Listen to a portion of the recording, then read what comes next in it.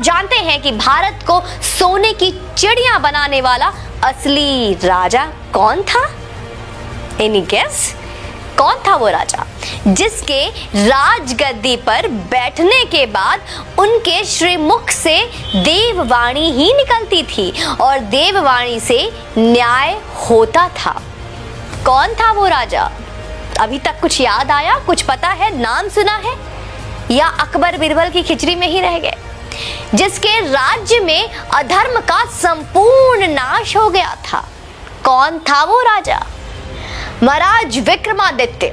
बड़े ही दुख की बात है कि महाराज विक्रमादित्य के बारे में देश के लगभग शून्य बराबर ज्ञान है। नहीं पता ना? जिन्होंने भारत को सोने की चिड़िया बनाया था और स्वर्णिम काल लेकर आए थे। दोस्तों, उज्जैन के राजा थे गंधर्व सेन, जिनके 3 संतानें थी। नाम नहीं पता होगा। सबसे बड़ी लड़की थी मैनावती, उससे छोटा लड़का था जिसका नाम था भृतहरि, और सबसे छोटा वीर विक्रमादित्य। नहीं पता होगा। विक्रम की माता का नाम क्या था? सौम्य दर्शन, जिन्हें वीरमती और मदन रेखा भी कहते थे। बहन मैनावती की शादी थारा नगरी के राजा पदम सेन के साथ कर दी, जिनके एक लड़का हुआ जिनका नाम था गोपी चंद। आगे चलकर गोपी चंद ने श्री ज्वालेंद्र नाथ जी से योग दीक्षा ले ली और तपस्या करने जंगलों में चले गए। फिर मैनावती ने भी श्री गुरु गोरक्षनाथ जी से योग दीक्षा ली थी। अब कुछ सिमिलर आ रहा होगा। आइए, इतनी जल्दीबाजी क्या है, ध्यान से सुनते जाइए। शेयर का बटन दबा दीजिएगा। दोस्तों, विक्रमादित्य उज्जैन के राजा थे जो अपने ज्ञान, वीरता और उदारशीलता के लिए प्रसिद्ध थे। उन्होंने पूरे एशिया पर अपना शासन व्यवस्थित किया था। अरब पर इनके शासन का प्रमाण सायर उल ओकुल ग्रंथ के पृष्ठ संख्या 315 से मिलता है। आप उस ग्रंथ के पन्नों को पलटिए। इस ग्रंथ की रचना अरबी कवि जरहाम कितनोई ने की है। यह ग्रंथ वर्तमान में इस्तांबुल शहर के प्रसिद्ध पुस्तकालय मकतबे सुल्तानिया में स्थित है। सम्राट विक्रमादित्य ने शकों को पराजित किया था। उनके पराक्रम को देखकर ही उन्हें महान सम्राट कहा गया और उनके नाम की उपाधि कुल 14 भारतीय राजाओं को दी गई। उपाधि समझते हैं आप? विक्रमादित्य की उपाधि भारतीय इतिहास में बाद के कई अन्य राजाओं ने प्राप्त की थी, जिनमें गुप्त सम्राट चंद्रगुप्त द्वितीय और सम्राट हेमचंद्र विक्रमादित्य, जो हेमू के नाम से प्रसिद्ध थे, उल्लेखनीय है। विक्रमादित्य के पूरे दरबार में नवरत्न रहते थे। कहना चाहिए कि 9 रत्नों रखने की परंपरा का प्रारंभ भी उन्होंने ही किया था। दोस्तों, उनके अनुसरण करते हुए कृष्णदेव राय और अकबर भी नवरत्न रखे थे। सम्राट अशोक के दरबार में भी नवरत्न रखे थे। विक्रमादित्य के नवरत्नों का नाम जानते हैं आप? आइए।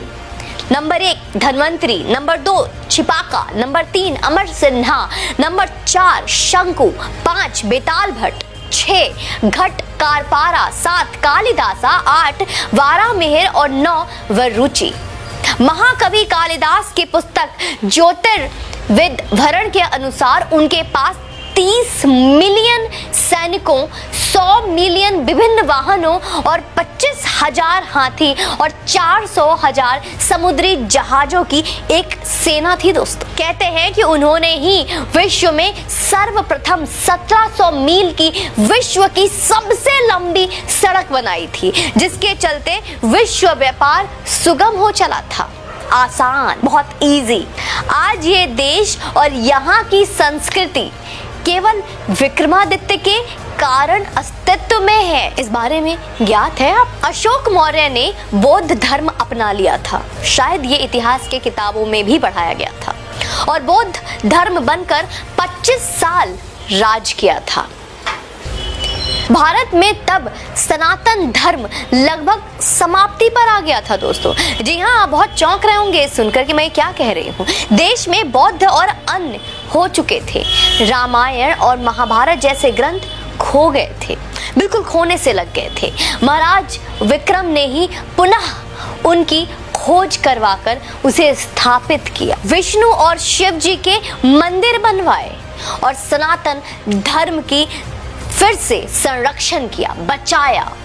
विक्रमादित्य के 9 रत्नों में से एक कालिदास ने अभिज्ञान शाकुंतलम लिखा। अभिज्ञान शाकुंतलम का नाम शायद कुछ सनातनियों ने पहले भी सुन रखा होगा, जिसमें भारत का इतिहास है। अन्यथा भारत का इतिहास कहा क्या मित्रों? हम भगवान कृष्ण राम को ही खो चुके थे। हमारे ग्रंथ ही भारत में खोने के कगार पर आ गए थे। बहुत चौंकाने वाली बात बता रही हूं मैं आपको। उस समय उज्जैन के राजा भृतहरि ने राज छोड़कर श्री गुरु गोरक्षनाथ जी के योग की दीक्षा ले ली और तपस्या करने जंगलों में चले गए और अपना सारा राज अपने छोटे भाई विक्रमादित्य को सौंप दिया। वीर विक्रमादित्य भी श्री गुरु गोरक्षनाथ जी से गुरु दीक्षा लेकर राजपाट संभालने लगे।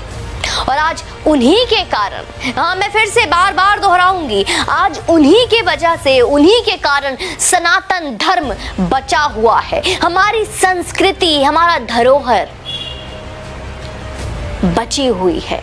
Our heritage, our culture is still safe because of him। महाराज विक्रमादित्य ने केवल धर्म ही नहीं बचाया है, उन्होंने देश को आर्थिक तौर पर सोने की चिड़िया बनाई। उनके राज को ही भारत का स्वर्णिम राज कहा जाता है दोस्तों। विक्रमादित्य के काल में भारत का कपड़ा विदेशी व्यापारी सोने के वजन से खरीदते थे।